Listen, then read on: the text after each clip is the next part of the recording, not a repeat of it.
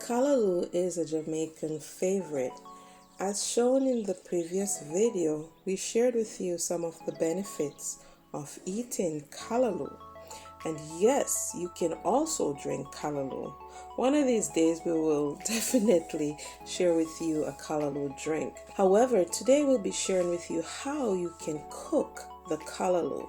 First, you want to cut it, strip it, and yes, you want to cut it small, chop it small, and then you want to wash it. Some people wash it before they strip it, and some, if you purchased it chopped, you can soak it in salt water.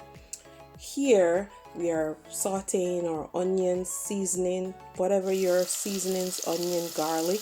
Make sure you have onion or scallion and garlic, basic, and yes, add some thyme. Here we're using paprika. You can also add pepper to flavor your pot.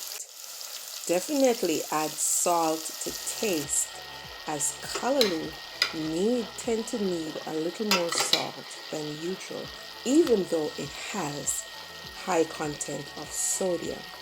Here we stripped some carrots and added them to the pot.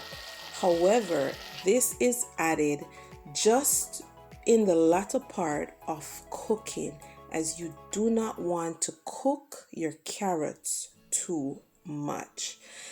Definitely do not keep it on the stove too long, especially if they are fresh, because you want your callaloo to be as green as possible. You want to have your callaloo maintaining the bright green color when you're about to eat it. So don't overcook your callaloo. It does take away from the nutrients. You can add some lime to help to absorb the iron, whether in cooking or just before serving, and this will aid in the absorption of the iron.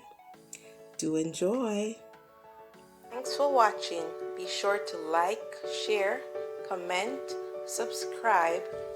Be sure to click the notification bell to get updates on all our new videos. Keep watching.